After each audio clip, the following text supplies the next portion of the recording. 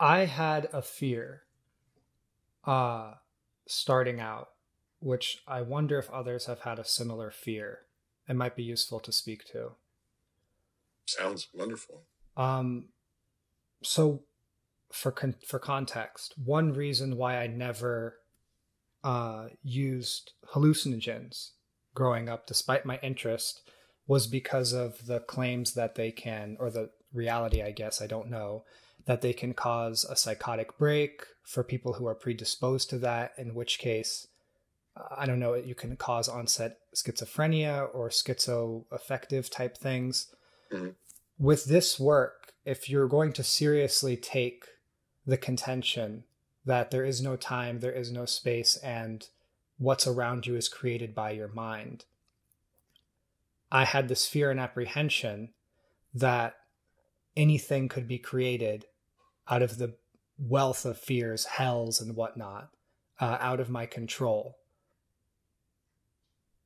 Well, yeah, if you don't, if you lose hold of your mind, I mean, there's cults in which, you know, what was it, the purple tennis shoe guys, the Heaven's Gate, was it? Those guys down in Southern California that decided to all kill themselves at the same time, all wearing purple jumpsuits, and they'd castrate each other. Yeah, you can go nuts. I mean, there's dangers.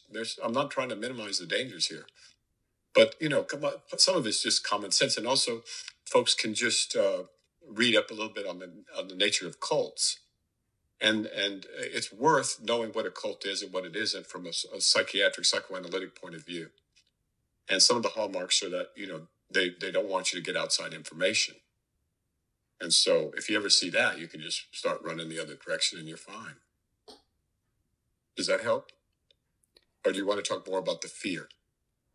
Uh, that helps, but I don't know if it specifically addresses this fear. So I think people who have this fear, uh, like I did before, and I guess maybe I still do now because there's still things that I'm somewhat afraid of, but my fears have definitely lessened over the past month or so, and they are lessening more and more as I've noticed.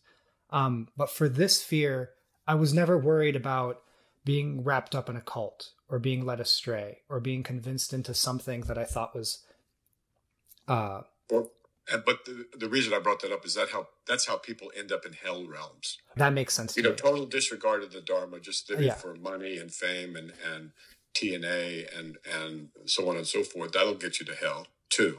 yeah, But you know, but in terms of the Dharma, that's the only way I know that you can get to hell. yeah. That makes sense to For me. my There's a Idris Shah has a passage about that where he's basically describing the world as it is, except for people who are caught up in stuff like that, and then he says it's hell, isn't it?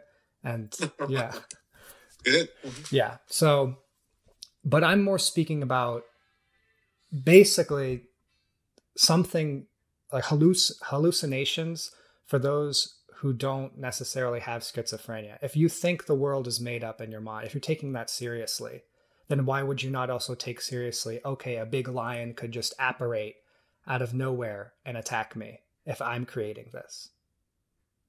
Well, it can, and you can create it, and hallucinogens might give you some idea of the power of your mind, but it usually just kind of disintegrates the information processing. You know, hallucinogens, although they're a big fad right now, are totally unnecessary for this work. And in most people, they're contraindicated, I would say. There's many people I would not even dream of if they asked me, should I take a hallucinogen? I'd say no.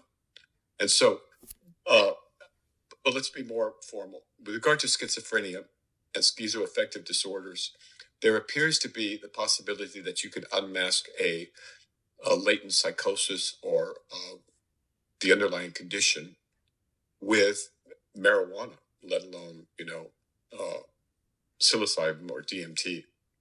Definitely would not want to take DMT or psilocybin or LSD or any of those particular hallucinogens if you have a vulnerability to any of those things. And so, although it's a very faddish thing, it's kind of like the ice baths that are kind of popular for about a year or two, and then they'll go out, you know, like the flotation tanks were and the sensory isolation. And all these things go through cycles. And there's nothing new under the sun. I mean, that's not true, but you know what I'm saying. So no one should feel any obligation or that they're missing anything. As a matter of fact, sometimes hallucinogens create more work to be done later to reintegrate and to understand and to process. So that's, I would say, current fads aside, the role of hallucinogens will shrink in importance as the world starts to evolve. Well, it's hard to say because it depends on what the person's doing. For some people, they just need to. For some businessmen, for example, that was a metaphor back in the days, because they're uptight and they're rigid and they're square. Man, they're square. They take a little lysergic acid diethylamide, and then the next thing you know, they're talking to God. And so those experiences can last a lifetime, but they're nothing compared to Kensho, Satori, enlightenment with a small e. They don't compare. That's just the facts.